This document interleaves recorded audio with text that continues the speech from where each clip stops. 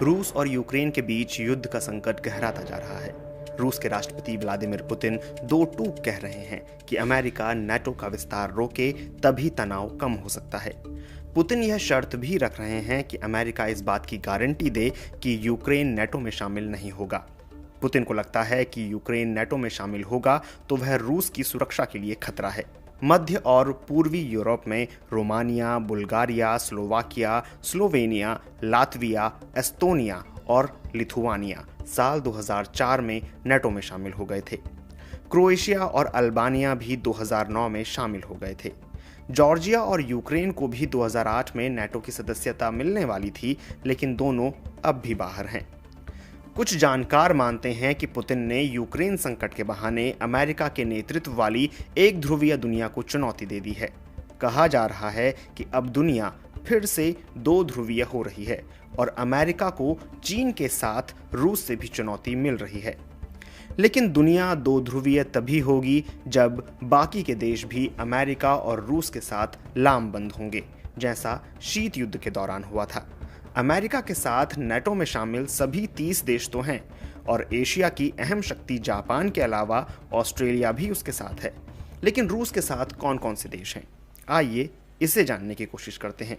सबसे पहले बात चीन की। चीन भी रूस की तरह नाटो का विस्तार नहीं चाहता है।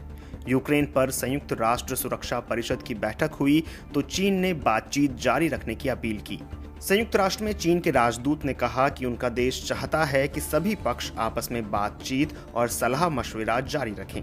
चीन ने कहा था कि संयुक्त राष्ट्र चार्टर के तहत सभी देश शांतिपूर्ण माध्यमों से अंतर्राष्ट्रीय विवादों का हल निकालें।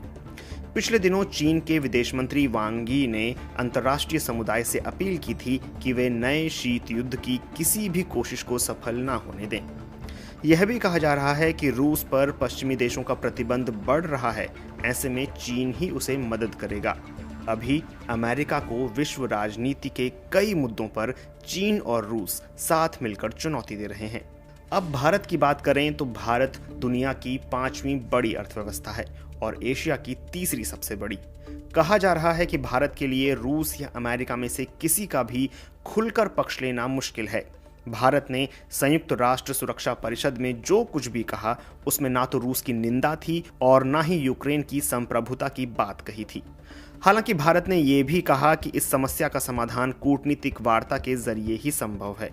लेकिन ऐतिहासिक रूप से देखें तो भारत का रुख रूस के पक्ष में झुका रहा है। साल 2014 में रूस ने जब यूक्रेन से क्राइमिया को अपने में मिला लिया था, तब भी भारत ने इसका विरोध नहीं किया था। लेकिन भारत के लिए अब गुट निरपेक्ष रहना इतना आसान नहीं होगा। अब चलते हैं क्रोएशिया की तरफ। क्रोएशिया साल 2009 में नाटो में शामिल हो गया था, लेकिन यूक्रेन संकट पर क्रोएशिया की भाषा नाटो के आधिकारिक बयान की तरह नहीं है। क्रोएशिया के राष्ट्रपति जोरान मिलानोविक ने पिछले महीने कहा था कि रूस के साथ संघर्ष छिड़ता है तो यूक्रेन से अपनी सेना को वापस बुला लेंगे। हालांकि पुतिन ने जब यूक्रेन के 2 अलगाववादी इलाकों को स्वतंत्र क्षेत्र के रूप में मान्यता दी तो क्रोएशिया ने इसकी निंदा की।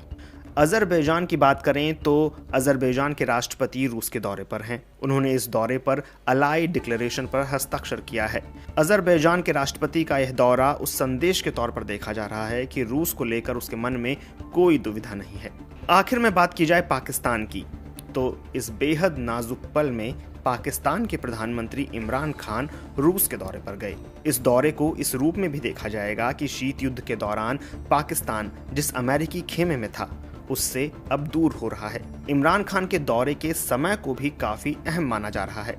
विश्लेषकों का मानना है कि इससे एक संकेत जाएगा कि पाकिस्तान अपना पक्ष चुन रहा है और वह अमेरिका और पश्चिम विरोधी खेमे का हिस्सा बन रहा है।